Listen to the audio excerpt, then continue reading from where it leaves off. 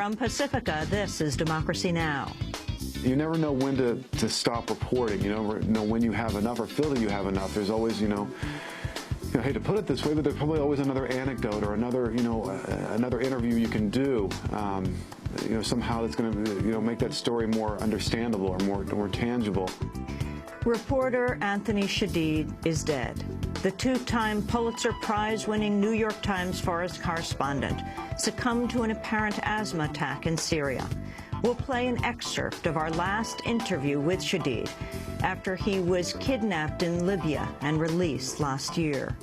But first, 3 congresswomen walk out of a hearing on Capitol Hill. What I want to know is, where are the women? When I look at this panel, I don't see one single woman representing the tens of millions of women across the country who want and need insurance coverage for basic preventive health care services, including family planning. Where are the women? We'll speak with Congressmember Eleanor Holmes Norton, as well as the woman who Chairman Issa prevented from testifying, Georgetown law student Sandra Fluck. Then, the Florida State Senate defeats a measure that would have privatized at least 27 prisons. We'll look at the push towards prison privatization in Florida, Ohio, and beyond. When you come to public safety, whether it be law enforcement or prisons or homeland security, we should not be privatizing anything, and this is an area that concerns me greatly. We'll speak with Florida Republican State Senator Mike Fasano and the ACLU of Ohio. All that and more coming up.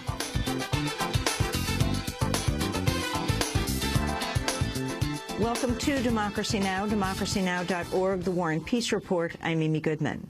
The UN General Assembly has overwhelmingly approved a measure condemning the Syrian government crackdown on opposition protesters and endorsing an Arab League call for a political transition.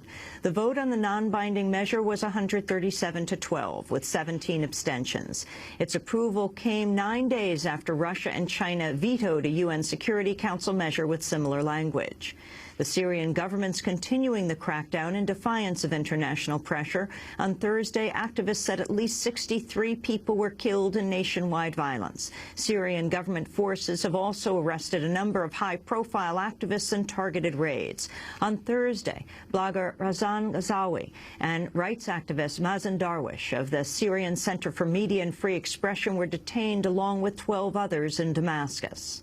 In other Syria news, U.S. intelligence officials are claiming al-Qaeda members have likely infiltrated the Syrian opposition and carried out recent attacks. In congressional testimony, Director of National Intelligence James Clapper said several recent bombings in Syria had all the earmarks of an al-Qaeda-like attack. Congressional leaders have unveiled a compromise deal that would extend the payroll tax cut and benefits for the long-term unemployed that would otherwise have expired March 1st. The measure would reduce the maximum number of weeks for jobless benefits from 99 weeks to 73 weeks. It also would allow states to administer drug tests to applicants who were fired due to drug use or who are applying for jobs in industries that typically test for drugs. A federal watchdog agency has unveiled plans to regulate debt collectors and credit reporting agencies in a move that could shed light on companies known for their abusive practices.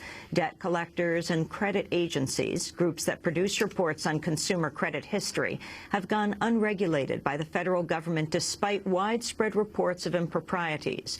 Richard Cordray, director of the Consumer Financial Protection Bureau, said, quote, "Debt collectors and credit reporting agencies have gone unsupervised by the federal government for too long." The New Jersey State Assembly has approved a same-sex marriage bill following its approval in the state Senate earlier this week. The bill will likely go to Governor Chris Christie today, but he has vowed to veto it. The Obama administration has unveiled new sanctions against Iran, adding Iran's intelligence ministry to a list of groups that support global terrorism. The move came as a top U.S. intelligence official said Thursday Iran is unlikely to provoke a military conflict but would respond if attacked. Defense Intelligence Agency Director Lieutenant General Ronald Burgess made the comment in testimony before the Senate Armed Services Committee. To the West, Iran remains committed to threatening U.S. interest in the region through its support to terrorist and militant groups, including in Iraq and Afghanistan, while it remains committed to strengthening its naval, nuclear, and missile capabilities. Iran can close the Straits of Hormuz, at least temporarily, and may launch missiles against United States forces and our allies in the region if it is attacked. Iran could also attempt to employ terrorist surrogates worldwide. However, the agency assesses Iran as unlikely to initiate or intentionally provoke a conflict. A Nigerian man has been sentenced to life in prison for the failed jetliner attack on Christmas Day in 2009. Umar Farouk Abdulmuttalib, the so-called underwear bomber, was convicted last year for trying to blow up a flight from Amsterdam to Detroit. Prosecutor Barbara McQuaid hailed the sentencing. Today, in an open courtroom in Detroit, Michigan, a remorseless terrorist has been defeated. We at the U.S. Attorney's Office are very gratified that the judge imposed the maximum possible sentence of life in prison. In fact, I think she gave him 4 life imprisonment terms plus 50 years. And on behalf of these victims, we heard 5 of them speak today. We are so gratified that the judge rejected the defense argument that no one was harmed in this case. Chinese Vice President Xi Jinping continues a visit to the United States with a visit to California. Xi, who is in line to assume the Chinese presidency in March 2013, came under protest on Thursday in Los Angeles, the final stop of his trip. All Tibetans from Northern and Southern California have gathered together. There's no specific person or individual. It's all Tibetan community as a group. We want to, have this voice be heard by all people in the world, and especially the Vice President when he's here. On the campaign trail, Republican hopefuls Rick Santorum and Mitt Romney invoked Xi's visit on Thursday to vow changes to U.S. policy toward China. Both Santorum and Romney made the comments while campaigning in Michigan. Point the finger at other countries, and we need to look at what we do here in America when it comes to currencies and what we're doing with the value of the dollar in this country. Let's have the market do it. And if you do, I am confident that the American worker and American companies can compete with anybody around the world. If I'm president of the United States, I will finally take China to the carpet and say, look, you guys, I'm going to label you a currency manipulator and apply tariffs unless you stop those practices. We will not let China continue to steal jobs from the United States of America.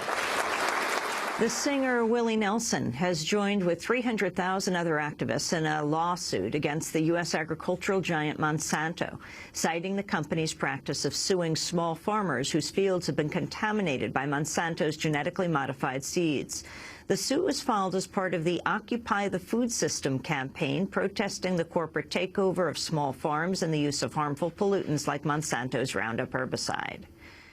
And the Pulitzer Prize-winning New York Times foreign correspondent Anthony Shadid has died at the age of 43. Shadid died of an apparent asthma attack Thursday while covering the conflict in Syria. An American of Lebanese descent who spoke fluent Arabic, Shadid captured dimensions of life in the Middle East that many others failed to see. His exceptional coverage won him a Pulitzer Prize in 2004 and in 2010 for international reporting when he was working with the Washington Post while covering the U.S. occupation of Iraq. Shadid has been a guest on Democracy Now! Several times over the past decade, reporting on Libya, Tunisia, Iraq, and Lebanon. In an interview with Democracy Now! Last April, Shadid talked about what motivates him to keep returning to war zones. It's kind of pretty much the only thing I know how to do, not cover conflict. I actually don't like covering conflict. I think you have to cover conflict when it's part of what you do cover, and I do cover the Arab world. I've been covering it for 15 years. I think now finally is the moment that we see that is transformative in the Arab world, and it does make you even more, I think, eager in some ways to cover it, to try to bring meaning to it, to witness it. We'll bring you more of our last interview with New York Times reporter Anthony Shadid later in the broadcast. He was speaking to us just after he was released, coming back from Libya, where he had been kidnapped with 3 other reporters and held for a week. Again, Anthony Shadid, the New York Times foreign correspondent, dead at the age of 43. And those are some of the headlines. This is Democracy Now!, democracynow.org, The War and Peace Report. I'm Amy Goodman. And I'm Juan Gonzalez. Welcome to all of our listeners and viewers around the country and around the world.